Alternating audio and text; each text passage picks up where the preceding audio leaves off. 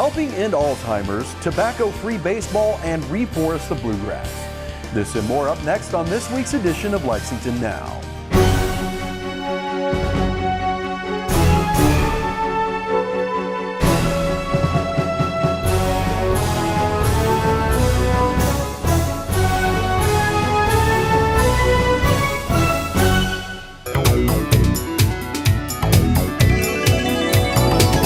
I'm Neil Noah, and this is Lexington Now. Alzheimer's disease is one of the top 10 leading causes of death worldwide, and the U.S. Postal Service has joined the fight against it with the release of a semi-postal stamp to fund Alzheimer's research. On behalf of the nearly 80,000 Kentuckians living with Alzheimer's disease and the 250,000 caregivers of those people in the Commonwealth of Kentucky, we're very grateful to have you here today. Mayor, Congressman, Alzheimer's Association board members, media, and the Postal Service. We wanted to take this opportunity to say thank you to the Postal Service. This is a great opportunity not only to raise funds for Alzheimer's research, but also to raise awareness of Alzheimer's disease. As I said earlier, 80,000 Kentuckians, but resonating on 250,000 caregivers. And those are people like me and like you, and I've heard a lot of your stories today, that have used your personal time, your resources, your vacation, to take care of those people. And we wanted to take this opportunity to raise more awareness for you as well. And just a couple weeks ago, I voted in favor of the fiscal year 2018 Consolidated Appropriations Act, which increases funding to the NIH by $3 billion. Including an additional $414 million for Alzheimer's research. And this marks the third consecutive year of historic increases for federal Alzheimer's research funding and brings us to a total of $1.8 billion. This is a small investment, frankly not enough of investment when you consider the trillions of dollars that we will be spending on an annual basis in just a few years because of the Alzheimer's disease. So coupled with the funds generated from the semi-postal stamp, we are offering researchers a real opportunity to perform pioneering research to develop new treatments, improve the quality of life, and ultimately cure diseases like Alzheimer's.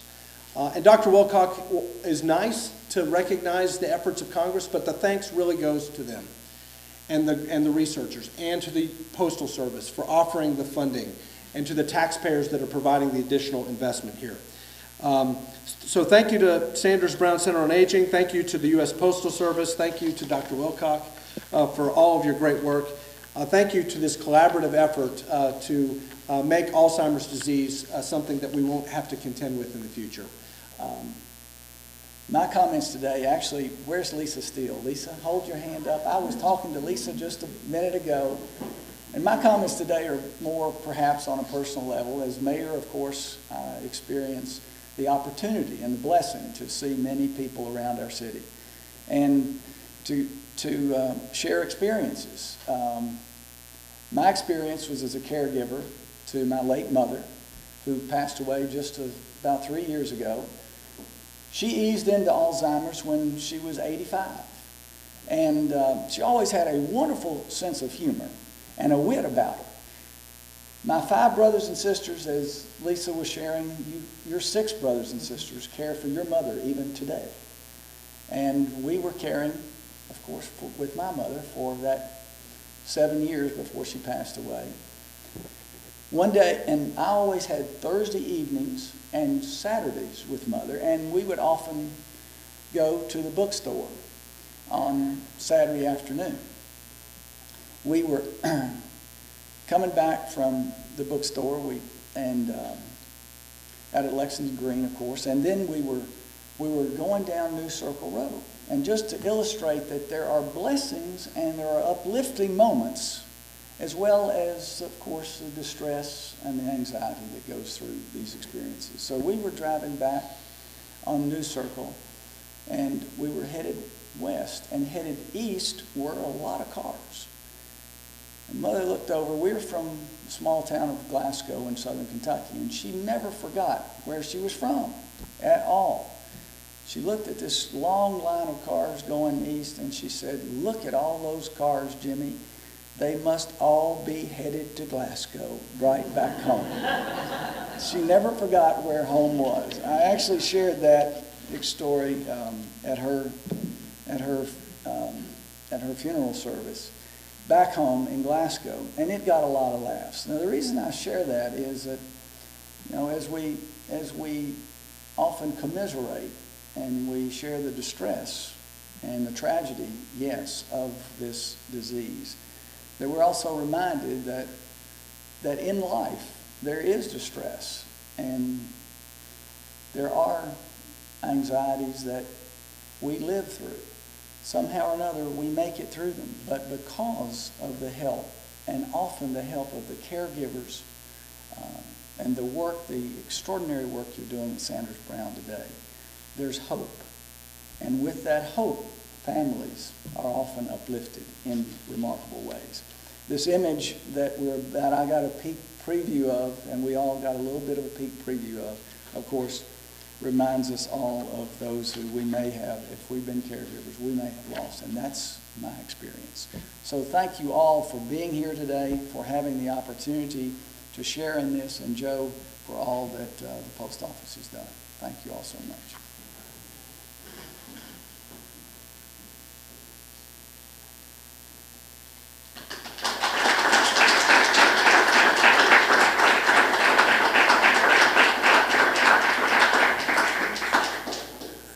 You can learn more about the fight against Alzheimer's by visiting alz.org/KVIN.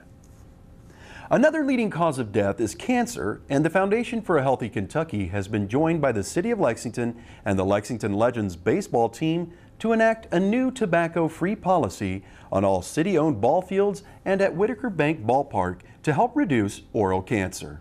The City of Lexington is committed to a safe and healthy quality of life for all our citizens and visitors. It was nearly 15 years ago now that our Urban County Council passed Kentucky's first citywide public smoking ban.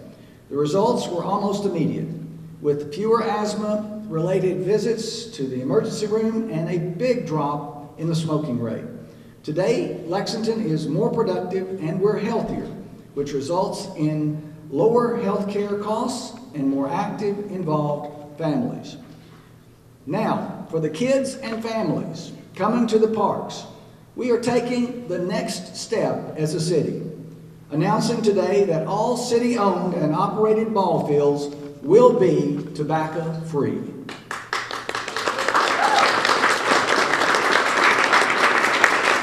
Now, this will include the ball fields, the dugouts, the bleachers, spectator and concession areas, and restrooms.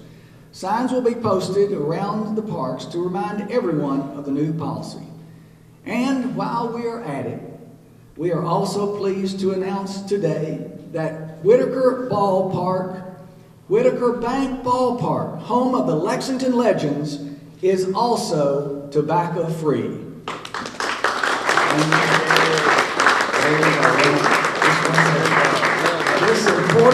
This important move will create a healthier and safer place for the thousands of Legends fans who come to the park each season. This announcement is historic here in Lexington, and I thank the mayor and all that he's done to be a part of this. As he said, Lexington led the way 15 years ago on smoke-free laws in this Commonwealth. And when you know a little something about the history of the Commonwealth, you understand how really important that is. This is and how it has been a tobacco state. In fact, it wasn't that long ago, 1992, that we had as many as 60,000 tobacco farms here in the Commonwealth of Kentucky. Imagine that. Now we're down to below 4,500. But Kentucky also has the unfortunate statistic of leading the entire country in cancer. We lead the country in cancer, and we also lead the country in smoking. And that's not a coincidence. That is not a coincidence. So anything that we can do to reduce tobacco use on any level is a very, very important measure to take here in Kentucky. If you believe that your health amounts to anything, and I would submit to you that there's nothing more important than your health. This action today is a perfect complement to our Knock Tobacco Out of the Park national campaign that you may have heard about. It's working to take tobacco out of the game of baseball for good. And since the early 90s, the minor leagues have really led the way on this issue, because it's been since that time that, as you guys know, the minor leagues have prohibited players from using smokeless tobacco on the fields to be good role models for kids. And for years, public health leaders have been talking to the Major League Baseball organization and the Players Association to end smokeless tobacco use in baseball altogether. We started this campaign to make sure that kids who love the game no longer end up using chewing tobacco and being hooked on it as a result. Thank you, Emma. Thank you, everyone, for being here, and what a heck of a start to our media day. This is absolutely incredible. Appreciate every single person who's been here and part of this, not only this initiative, but this organization. Where this kind of stemmed from with me personally and professionally was ironically the announcement when the San Francisco Giants said that they were leading the way of making San Francisco and the ballparks tobacco free. I haven't been to San Francisco in over 25 years. I don't know anyone in their field staff or anything, but when I read about what their manager was doing to quit tobacco, that really hit home with me. Because I played baseball, I never played pro ball, but I played through my sophomore year at Boston College, and from the time you almost start playing baseball, you dip, or that's what you do, and that's what you're around, and it's almost like a rite of passage where, you know, oh, well, you're a baseball guy. Oh, well, you play baseball. Well, it doesn't have to be like that. It's not healthy, it's not what's best for our kids, it's certainly not what's best for the youth and for everything in the game. So for us to be able to, you know, jump on board with a bunch of these major league teams and major league cities, not only do we love it for the city of Lexington, for Central Kentucky, for Eastern and Southeastern Kentucky and all of our fans, but we love it in being able to lead the way with minor league baseball. We're extremely proud of our affiliation with the Lexington Legends. The Kansas City Royals, can't say enough great things about the Legends and the stuff they do for our players on and off the field. Part of their growth is being at events like this and experiencing the wonderful things that are happening in Lexington. And Andy, Gary Durbin, we thank you for that. And we're looking forward to a great season. For more information, visit healthy-ky.org. When we come back, it's time for Reforest the Bluegrass.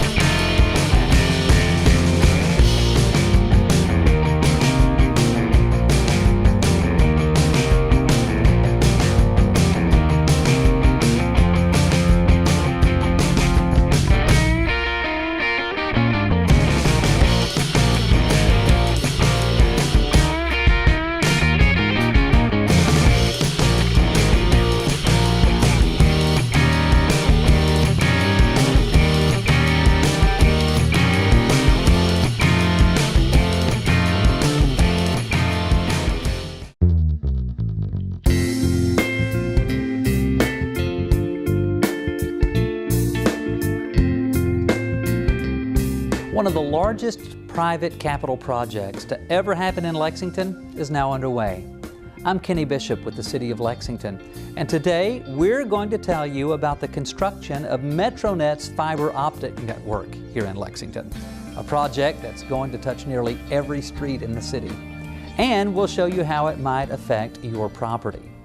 Right now, most homes and businesses in Lexington are connected to a telephone line and a coaxial cable for television.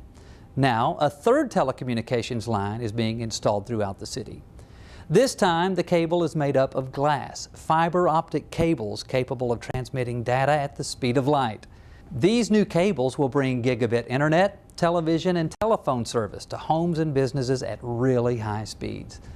The City of Lexington has entered into a franchise agreement with Metronet, the private company that's investing between $70 and $100 million to build this fiber optic network here. That means Metronet will have access to the city's right-of-way and its utility easements just as the other utilities such as cable television, electricity, and natural gas have. In neighborhoods where utilities are overhead, Metronet will be putting its fiber optic cables on telephone poles. In neighborhoods where all the utilities are buried, the cables will be underground. It's important to know that this network will go by your house, but not to your house, not just yet. When the network is ready, and if you decide that you want Metronet service, your house will be connected to the network then. But they're building all over the city to give people that choice. Here's a map showing where Metronet is building first. You can stay up to date on the schedule and the progress by going online to metronetinc.com/construction. So, what if Metronet is building in your neighborhood? Here's what you can expect. First, you'll get a letter, and then a postcard letting you know that construction is on the way. You'll also see large signs at the entrance to your neighborhood and smaller signs closer to your mailbox. The signs and letters will include more information, and then you'll start to see trucks in your neighborhood as the installation begins. Just so they don't cross other public utilities in the area, there's a system for the gas, water, and other utilities to mark the locations of their facilities before Metronet starts their work. So you'll probably see some little colored flags as well. Metronet will not be digging large trenches in anyone's yards. Underground boring machines like this one minimize the disruption. These machines can tunnel just below the surface for hundreds of feet before re-emerging. And Metronet assures us that they will restore all disturbed property. Some telecommunications companies use boxes like this one, but Metronet will bury their boxes and cover them with green plates so they're out of the way. If you have anything on your property that Metronet should know about, such as an underground irrigation system or a dog fence, you can get in touch with them at metronetinc.com/construction to let them know. Now, we know that dealing with construction is difficult, but it's only temporary. And when it's finished, Lexington's homes and businesses will have access to some of the fastest internet in the world.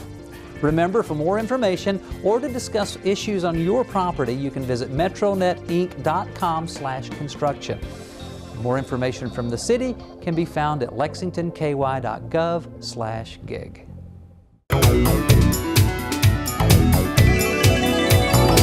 Welcome back to the show. Reforest the Bluegrass is back this weekend, and you can help plant the forest of the future by joining Reforest's 19th year. We've been doing Reforest the Bluegrass this will be our 20th planting. Next year will be our 20th anniversary. This stemmed out of a need to help our waterways become healthy, and one of the best ways to do that is to replant areas with trees. So this started with David Gabbard back in the late 1990s. And we've been doing it ever since. We're here at Veterans Park. This has been actually planted twice to Reforest the Bluegrass in the past, but we're here today because with the new sewer lines that have gone in around the city, a lot of the trees here were destroyed, and so we're trying to replenish that area.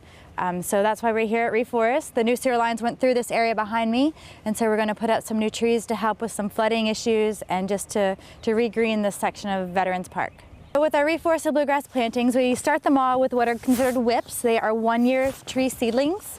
We tend to keep species native, and we try to work with species that really like water areas. They start out very small, roughly about that size to that size, and then within 5 to 10 years they can be 8, 10, 12, 15 foot and taller. You can go back to some of our old Reforest the Bluegrass sites. Some of our big successes are Masterson Station, other parts of Veterans Park here, and Wellington Way. Wellington Way was planted in 2005, 2006, and then Masterson Station, I believe, was planted in 2000 maybe, and those are pretty well full-grown forests at this point, creating a lot of habitat and a lot of water uptake and really limiting the amount of overflow and in those areas and creating a lot of wildlife habitat. So they are very small when they go in. We do expect a lot of succession, which means that a lot of them won't make it, but that's part of growing in a forest, and they compete with each other, and that's what makes the trees that stay healthier. They do tend to grow pretty fast. Some of them, we have sycamore and bald cypress that go into our forest, and black locust, and those should show up as a forest pretty quickly. We've done 3 years out at Heisel Park as well, and those are all pretty small if you want to go see some of the early stages of our reforest events. To get some details about our event this year, again, it is located here at Veterans Park. We are on the Rockbridge side of Veterans Park, though we will still do our main tent, and parking will all be in the main part of the park over behind the baseball fields. We'll have shuttles, or we'll have directions to get over here. We have a tent where you can go and sign in, and there'll be all kinds of vendors. You can get all kinds of tree information there. We do have kids workshops, building bird houses and little pine cone feeders for your birds for your take home. It is April 14th. It'll be from 9 until 1 o'clock that day. And you can go to our Facebook page, livegreenlexington.com, or on Facebook, and you can sign up that way. In the past, we have done Eventbrite signups, but we decided not to do that this year. You don't have to come with a ticket, and you don't have to sign up ahead of time. You can do it on site that day. The early sign up just kind of gives us a heads up on a roundabout number of people to expect for the event. We will have coffee and donuts, and we have a lot of donations that come that day. So you can come hungry. There'll be pizza here for everybody, and come plant a bunch of trees. If you can, make sure to bring gloves to keep your hands warm, and sometimes it just your hands get worn out sometimes planting a little bit. But we will have what's called dibble bars to help put the trees into the ground, and we'll have training, and so you just really need to bring you. It is a family-friendly event. We encourage children to come. It's a great kind of tie-in to kids and nature.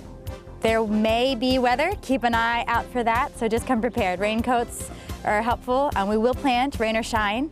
And just it's a great experience and a really, really good community event. So we encourage you to come out and help us reforest the bluegrass.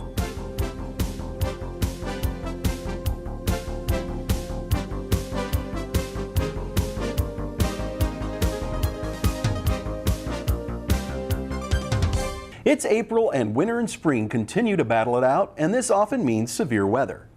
John Bobel of Emergency Management has a few tips to navigate safely through the unpredictability of severe weather season. There are some things we want people to remember about being prepared for severe weather. The first thing is we want people to be aware. It's very easy these days when you have a smartphone or a cell phone and you get text messages from just about anyone. But severe weather preparedness means you need to have at least 3 places where you're going to get severe weather information.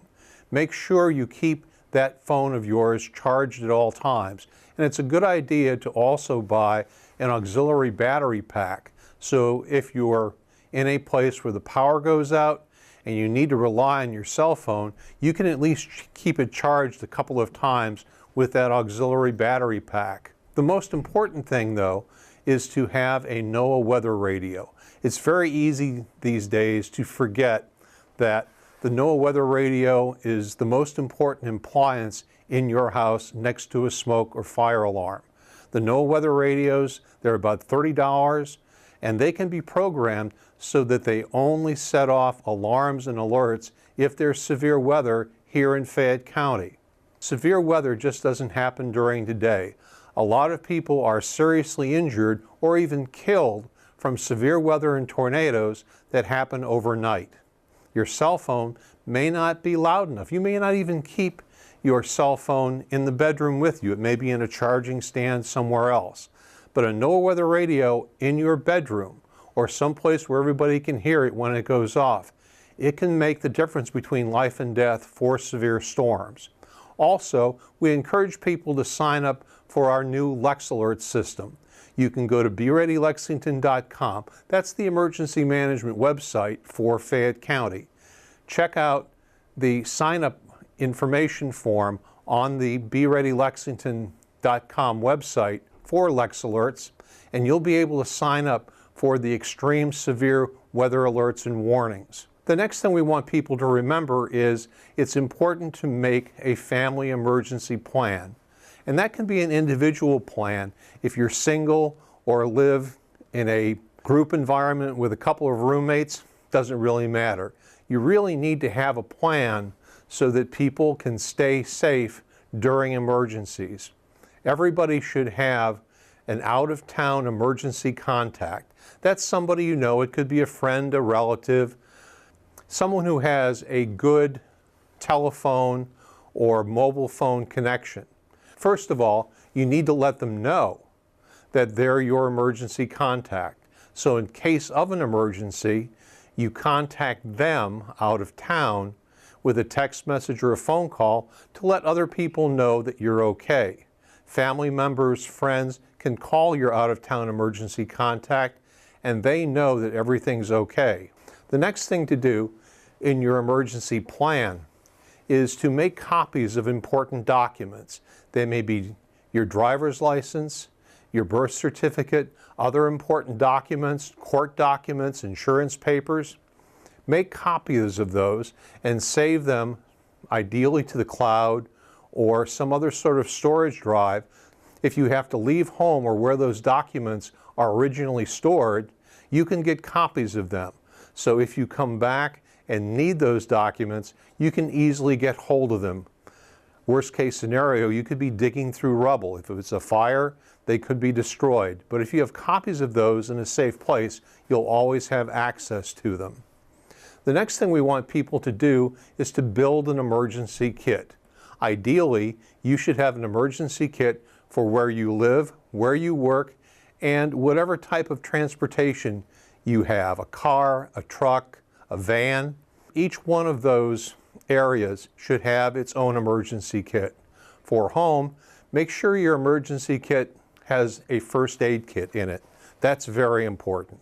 A battery-operated AM/FM radio, also a good thing to have. Flashlights with extra batteries so that if the power goes out, you have a way to see in the dark. At least 3 days worth of food and water, so that if for some reason you can't get out of your home, if it's a blizzard or some other type of storm that prevents you from getting out, that you can be self-sufficient for at least 72 hours, at least 3 days. Finally, we want people to get involved with being prepared for emergencies. Take a class in first aid or CPR. Here at Emergency Management, we have our Community Emergency Response Team. They take 9 weeks worth of classes where they learn some advanced first aid, some fire and rescue. They learn about firefighting. They learn how to organize in a neighborhood in case of an emergency, because it's important to know that if we were to have a tornado or other violent storm here in Lexington, firefighters would not necessarily be able to reach all the neighborhoods at the same time. It could take several hours. It could take a day or two. It's important that people have the supplies and the know-how to take care of each other. It's also important that you know your neighbors, know your friends, know people who may need a little extra help during an emergency or a power outage, so that if you know them now, you can reach out, because that's important. Lexington's a very caring community.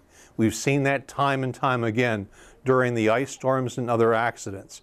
So it's important that you remember to be aware, make a plan, build a kit, stay informed, and learn a little bit about emergency preparedness. Council is back from spring recess, and that means there are several televised meetings on the schedule at Lex TV, including Tuesday's General Government and Social Services Committee and the Mayor's Budget Address, followed by the Council work session.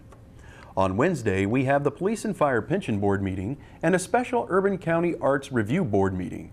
And finally, on Thursday, we have the Planning Commission, followed by the Council's regular meeting. You can watch these meetings live and catch our other programming right here on Channel 185 or on our live stream, and find any televised meeting archived at lexingtonky.gov/LexTV, or find our other programming on YouTube channel Lex TV. That's all for this edition of Lexington Now. Keep up with us all week long on Twitter, Facebook, and YouTube, and check out the latest traffic updates on Twitter at our handle @LexRex, or get a bird's eye view of our live traffic cams on the city's website, lexingtonky.gov. For the staff and producers at Lex TV, I'm Neil Noah, and that's it for now.